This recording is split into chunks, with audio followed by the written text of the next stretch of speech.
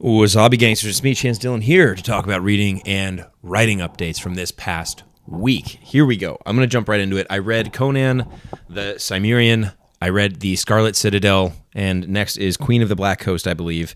Again, this one was a bit longer. They're each getting longer as they go, which is fine. I'm thoroughly enjoying, again, the writing.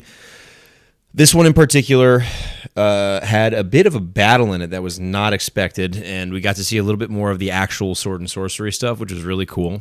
Just sort of an expansion compared to the previous short stories, relatively speaking, which was really, really cool to see. And I can't wait to see how this expands.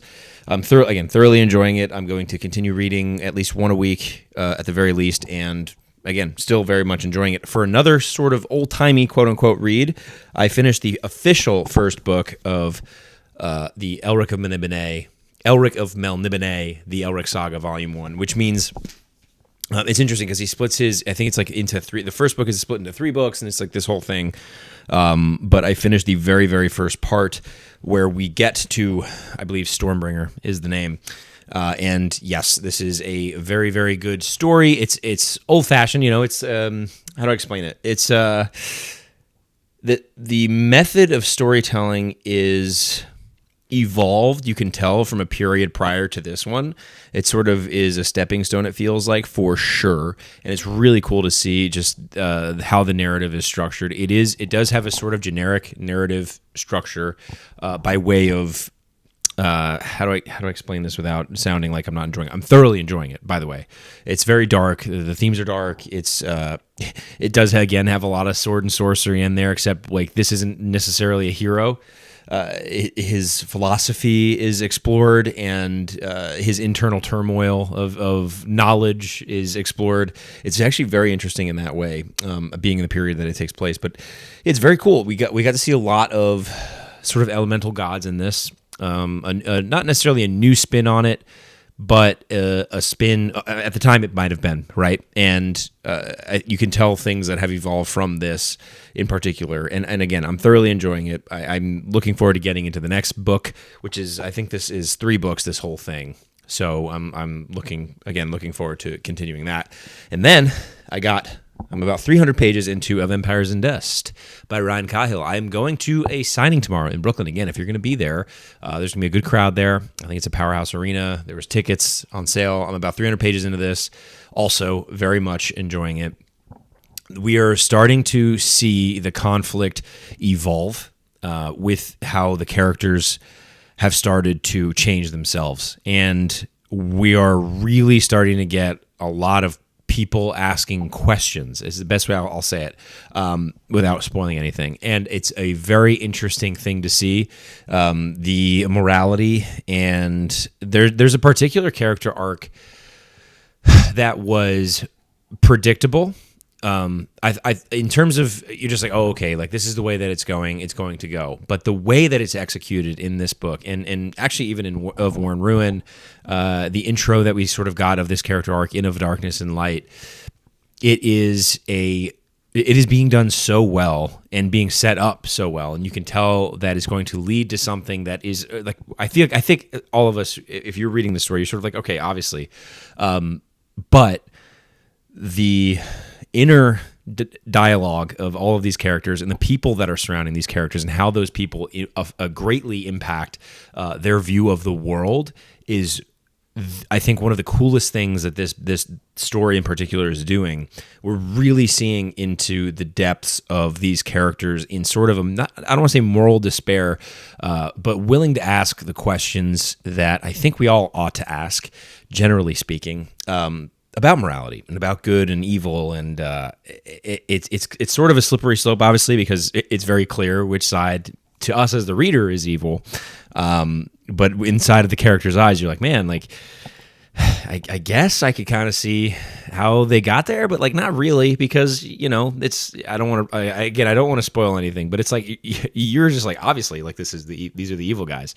But Ryan Cahill just does such a good job at graying the black and white, and it's very interesting to read, and I'm again thoroughly enjoying it. Next read after that is going to be The Crippled God. Of course, I just have this up here ready to go. If I'm mentioning my TBR, I figure I might as well say it to y'all. But I'm really looking forward to getting into that and finishing the Book of the Fallen. Now let's get into some writing updates. I did actually add 1,500 words on Monday to Mercy, the third volume, and that title is to be announced. And so, I went back through, I started reading it, I added a word here or there in the prologue, and then I completely shifted, not into necessarily a rewrite, but a reintroduction of a particular character perspective that I'm going to be diving deeper into in Book 3. It is a new perspective in terms of how much we're going to see of this character in the third book.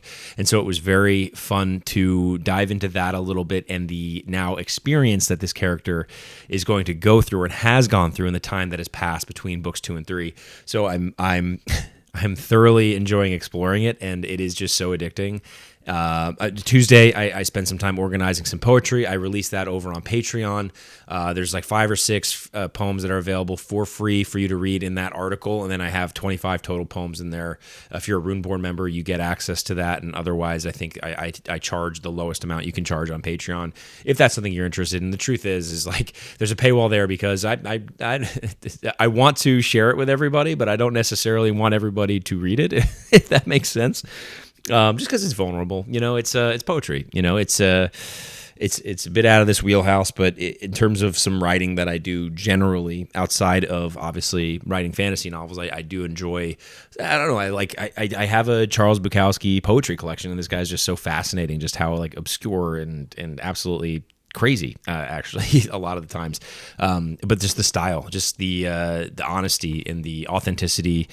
Although, you don't have to necessarily agree, or I don't know if you can agree with it. It's freaking poetry, but yeah, I don't know. I wrote it and I shared it, and I wanted to see what people thought, if they thought anything, and I was just happy to get it out there. I didn't listen to any more Addie LaRue, and that kind of stinks. I'm again slowly working through that. Every other week, I'll read a few chapters. You can see actually back here there is no sunset, so that stinks.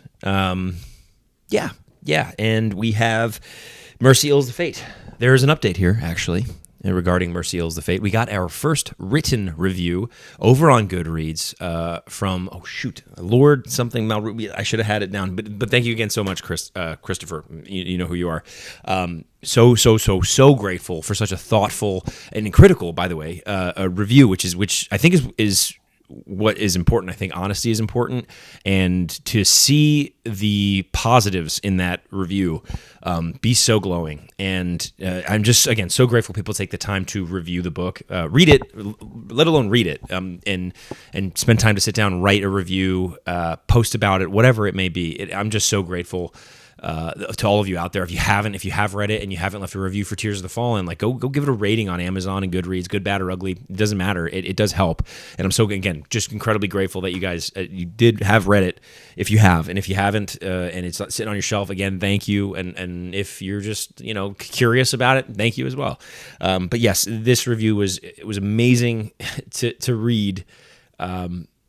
And I do try to look at all of them and acknowledge, what people take time to write over on Goodreads, especially. I can like all of the reviews, and I try my best to do that, good or bad, because I think it's important to acknowledge that people spend time doing that, and for me, that's sort of just my way of that acknowledgement, and I'm very grateful that people do. And to see somebody else give their thoughts on Mercy Ills the Fate, and for them to have been as glowing as they were, and it is, I'm awestruck. It's one of those situations where I know how good this story is. I'm biased, obviously, and I can acknowledge that. But as a fan of stories generally, and especially considering the ones that inspired me are so great, I like to think also that I have good taste, and I thoroughly and confidently enjoyed writing the first 2 books. And I'm, again, right back into it with a third volume. We're 21,000 words in, 21,500 words in. And I'm, again, thoroughly enjoying the process. I'm not perfect at it right now. As book 2 is beginning to roll out, I'm not quite in my drafting phase yet, although I have 21,000 words done.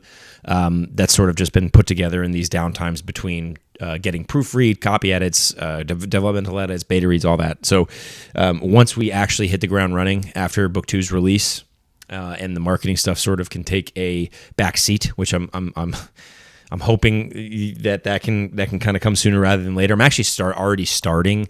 My social media presence has been slightly less, but you wouldn't really know it. I'm doing more of like I have that brick device that I tap my phone to, and it has helped me sort of be more present in day-to-day life, get off my screen a little bit more, just sort of detoxing from social media generally. But I do go on there a couple times a day.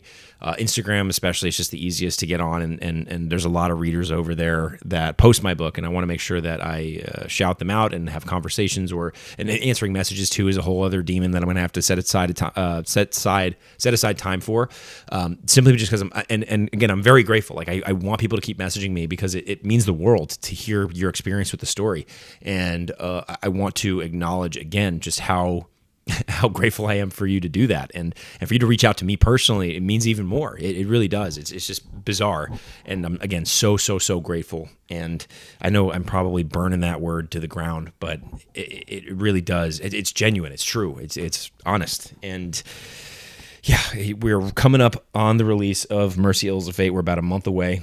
I think exactly a month away. The reviews are coming in. The advanced copies are out. I have been sending out advanced review copies. The digital ones I have to actually go in today and send out a new batch. I believe there are 3 or 4 more people that filled out the ARC form. If you are interested in reading Mercy Ills of Fate and you've already read Tears of the Fallen and you want a digital ARC, you can go to my website. The ARC form is still available on the website, and you can fill it out. And then every week I'm going to go in and send out, the digital ARCs. The physical ARCs are limited this time around, mostly just budgeting. Last time with book 1, I was definitely throwing the book out there about as much as I possibly could. This time I am being a little bit more rigid with the spending regarding the budget going into ARCs. As much as I want everybody to read it, which is why I think the digital ARCs is a great way to do that. And so please go and fill out that form if you're interested.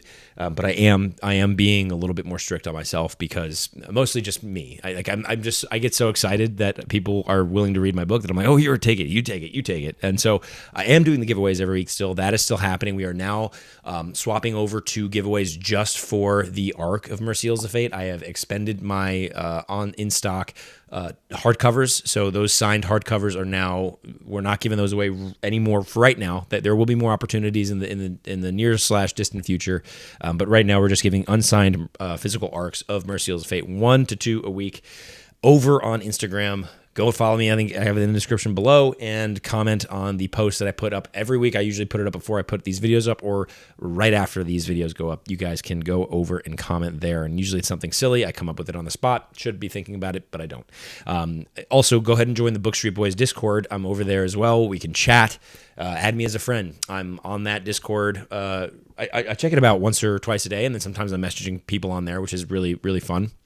It's always good to get readers' experiences, and then I have my own channel in that Discord as well for you guys to come and hang out and chat. And, oh, man, ChanceDillonAuthor.com newsletter every week goes out. It's kind of a deeper dive into the writing process, and as we get into the drafting phase of Volume 3, you guys will start to see a little bit more reflection on the writing than what we see in these videos, and you'll get exact word counts to the T.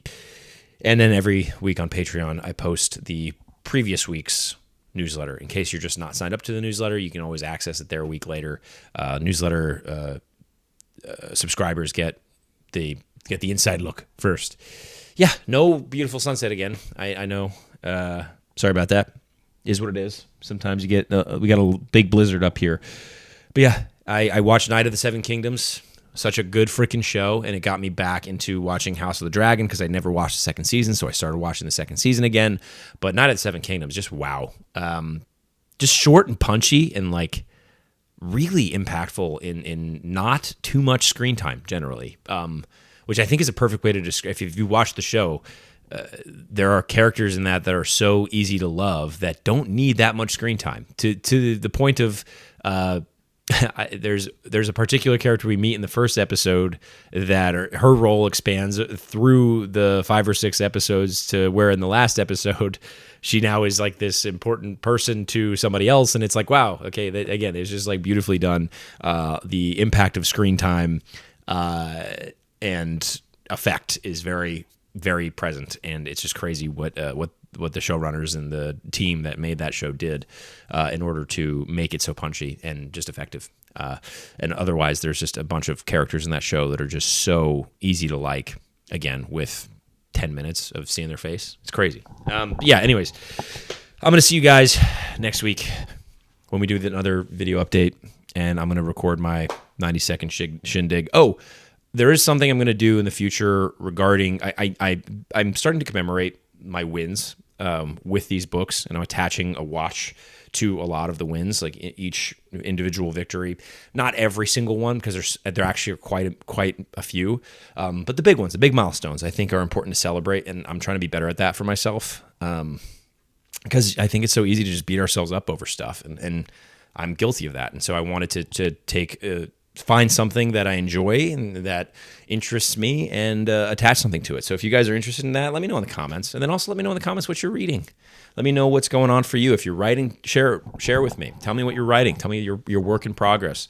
I'm looking forward to these chats every week, and I will see you next week. Thought I was gone, but now we have awkward silence. And now if you've made it to this point in the video, 16 minutes in, you must comment tornado. Yeah, that feels right. Tornado. That was a real awkward silence. See you guys next week.